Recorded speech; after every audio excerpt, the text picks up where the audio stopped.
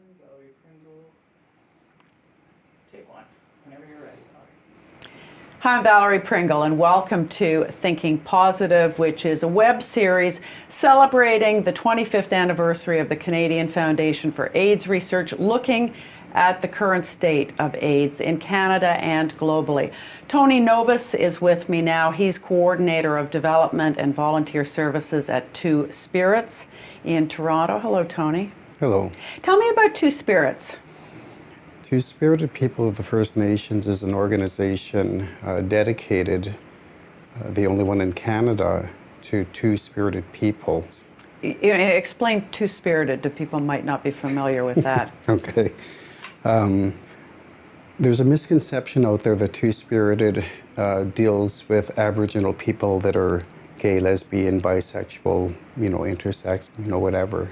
Two-spirit actually talks about a balance within a person, because we all come from male and female persons, or mother and father. Well, technology is changing that even. But we also house two-spirited people, have a balance between the male and female essences within everyone. Why have you been involved in this issue for so long? Since 1995. When I came to Toronto, I came down because I heard there was a two-spirited society. As a two-spirited man, I wanted to come and see what that was about, to see if I was supposed to do ceremony differently because I'm two-spirit. So I came to Two Spirits. And I was kind of put off when I realized it was so much dealing with HIV and AIDS.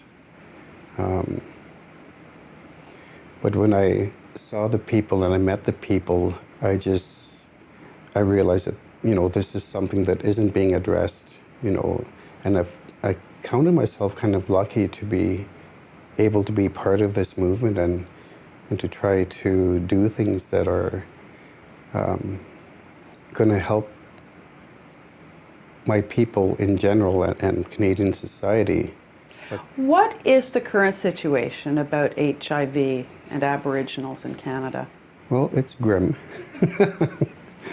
I think for the most part, Aboriginal people represent probably the largest increase in HIV AIDS rates, especially amongst women and people under 25. And what do you think? What do you know about these increasing rates of infection? I think what we're seeing is that a lot of the people that come through the doors are typically, just out of prison. They're street involved. They're probably the most disenfranchised, living with poverty. Living with mental health is another huge issue. And I think because they're marginalized to begin with, that in itself just makes them more susceptible, not just to HIV, but to many diseases. Mm-hmm. In knowing that, if you're trying to reach out and reduce the rate of infection, do you do it through, education? Is that your best tool, or how do you do that? We do education. That's preventative education.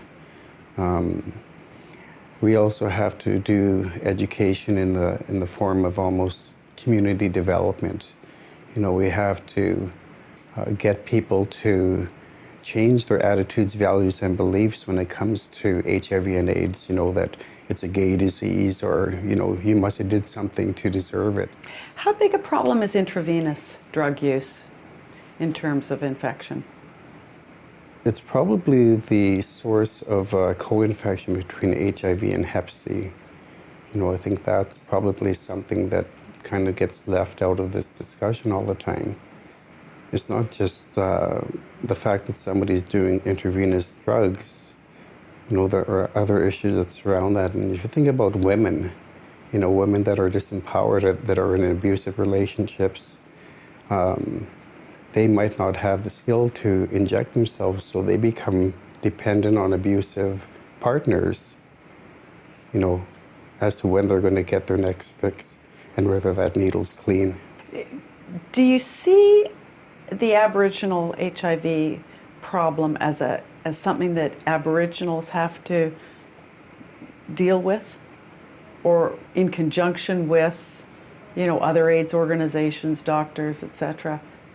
I think that realistically, if HIV and AIDS is going to be addressed in any community, it's going to have to be supported by entities outside our own communities. So for our people, if they want to go to AA, for example, you know, that might not be my belief, but if it's going to work for them, I'll support that. Well, thank you very much. Appreciate your thoughts. Thank you. That's it? Pretty much. Yeah. We went a long time, Tony. Sorry about that. I kept you